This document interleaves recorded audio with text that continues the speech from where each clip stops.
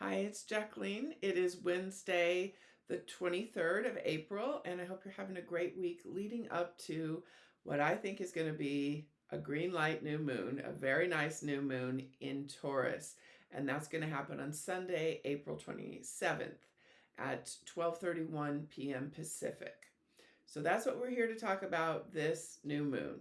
And those of you who know me know that I sometimes fall in love with the new moon and expect it to be a lot better than it ends up being. And so I'll have that little disclaimer right off that I do love the new moon. I think it's a wonderful time for new beginnings, and this one in particular. And I want to explain to you why this is a really good new moon. First of all, we've had a Mercury retrograde, we've had a Venus retrograde. Right now, no, in this moment, and during this new moon, there are no retrograde planets. So that's nice. Things are, all systems are go. And we just came through an eclipse cycle, and I often equate that full moon, the full moon after the eclipse cycle, as part of that eclipse, because it's a full moon. Takes that tension of the eclipse cycle and it sort of says, "Hey, did you learn your eclipse lessons? If not, here's a little bit of a primer on what you were here to learn, or what this eclipse had in store for you. Here's a little bit of a, what do you say, preview, not preview, kind of a summary of the things you're supposed to learn." So there was a little bit of volatility. I've been talking to a lot of people after that full moon, but we're finally at the doorstep of this new moon, which I think is sort of this clearinghouse new moon, that we're going to get a fresh start, particularly if we have the intention to create a fresh start. I want to talk about it being in Taurus. So Taurus is one of the four signs that the moon is especially lucky in, along with Cancer, the sign that's ruled by the moon, Sagittarius, and Pisces. So those are the four lucky moon signs. And Taurus is my favorite because it's both grounded and practical, and it's creative and talented.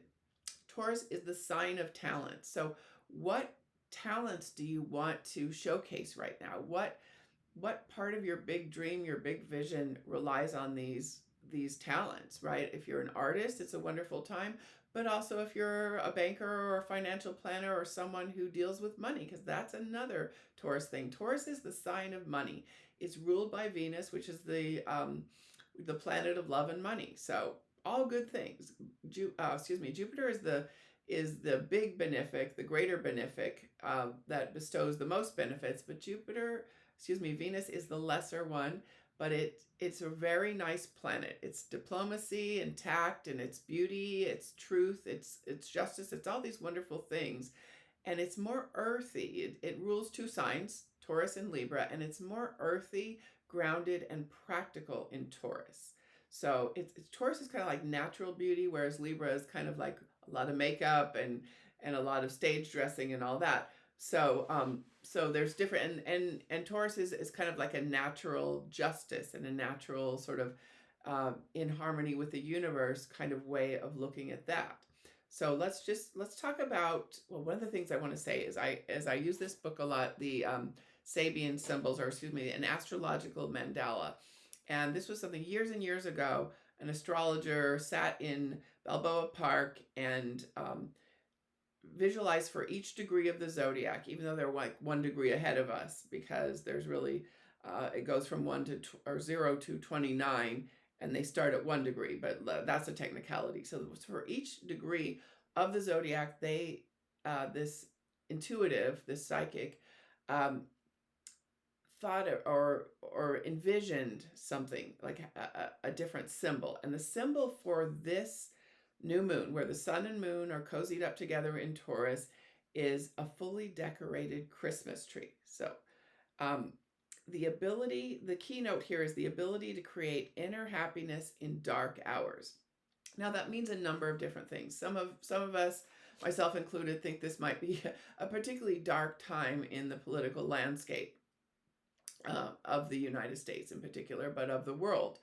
But you can also look at it as the actual dark, the actual cold, this haven of the house with the Christmas tree, and the religious symbolism, the spiritual, let's call it spiritual symbolism of that Christmas tree, what it represents. It's kind of, it's finding joy in your personal spiritual practices and with those closest to you. It's creating that little, you see this house lit up in kind of a desolate landscape of snow.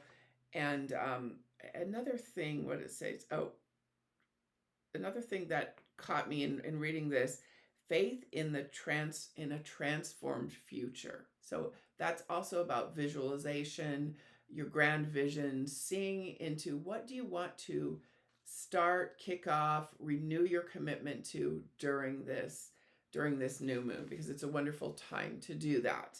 The 2 weeks following a new moon, the moon grows, it waxes, it gets bigger. And so it's about expansion, creation. Whereas after the full moon, the moon wanes, gets smaller, and we're talking about what do we want to eliminate, what do we want to get rid of. And hopefully we did some of that work around the previous full moon a couple of weeks ago.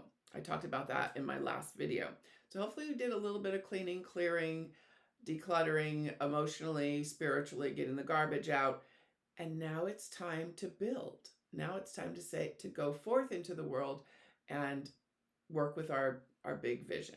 So I want to start with the troublemakers. Now, Mars is often a troublemaker just in general because it's aggression, but there's an opposition between Mars and Pluto. And again, that's the individual Mars. It's like the David and Goliath. It's the fighting of the power. We talked about that at the last full moon because these are slower moving planets. Mars is a personal planet, but it's the slowest of the personal planets. So that's been around for a while. It's still around, but we're seeing alliances being created.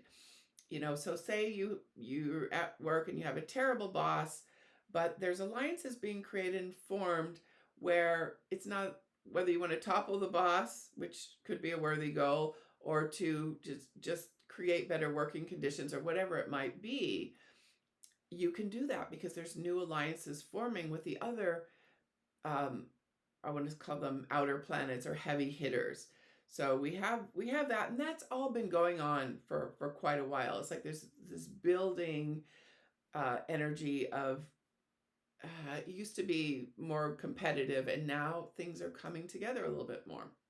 Okay, so we have relationships, Mars and Venus, which are the male and female relationship planets. So no matter what kind of relationship we're talking about, whether it be a business partnership, romantic partnership, male, female, female, female, it doesn't matter. Those two planets together are very good for relationship, and particularly after an eclipse cycle, because most relationships went through a little bit of ups and downs in the eclipse cycle. Most significant relationships, people you're spending a lot of time with, those are the people that you annoy the most and they annoy you the most, right? Maybe you didn't get so annoyed by the barista at your coffee shop or your coworker this time. Maybe it was your partner, maybe it was your business partner. So those partnerships, there's an opportunity to heal now, but Saturn is there too. Saturn is there, which is, take your time.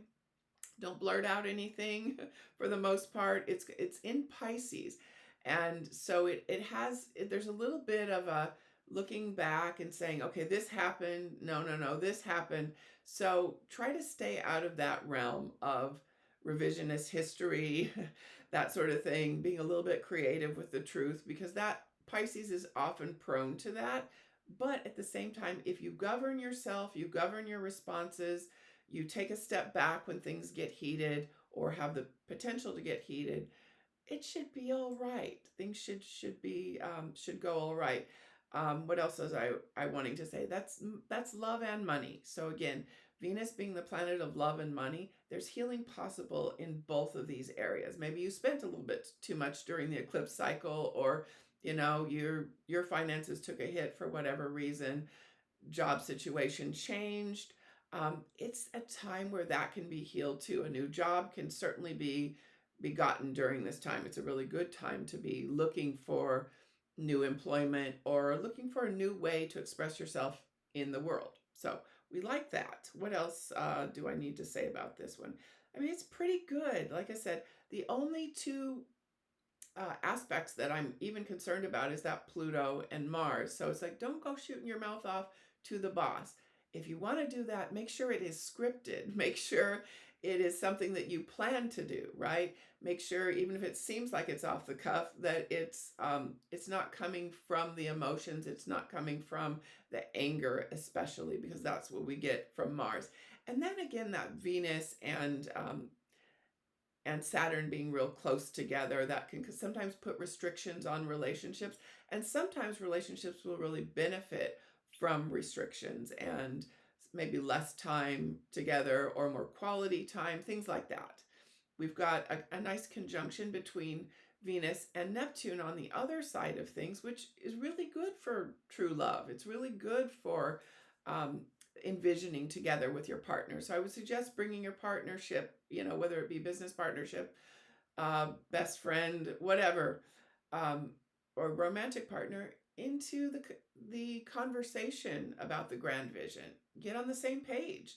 Or if it's your grand vision, enroll your friends, enroll those people closest to you, have them do things for you to help you move in that direction, because there's more cooperation right now. So I do like that about what I'm seeing here. I'm going to forget something major, so I'll probably write something else up, but I just like this new moon. I think it's a good time to envision yourself, your part in the world, your grand vision, what you want to achieve, what you want to give to the world. And yeah, that Christmas tree, I keep coming back to that. It doesn't matter what your religion or whether or not you have any religion. It's kind of your spiritual cornerstone. It's the joyful part of spirituality. It's not necessarily the difficult part. So make time for some of that, whether it be just being in communing with the earth. Communing is not the right, in commune with the earth. That's a wonderful thing to do with Taurus. I want to talk a little bit more about Taurus because, again, it's the visual arts. It's the ears, nose, and throat. It's the visual organs. It's all about visual or sensory organs. Excuse me. It's about sensory delights. It's about cooking. It's about gardening, being out in nature. But it's also whatever you're most talented at. Get in the flow of that over the next couple of weeks, and particularly around this new moon. I think it's going to be a really good one, green light one. So, always great talking at you, and happy Taurus new moon.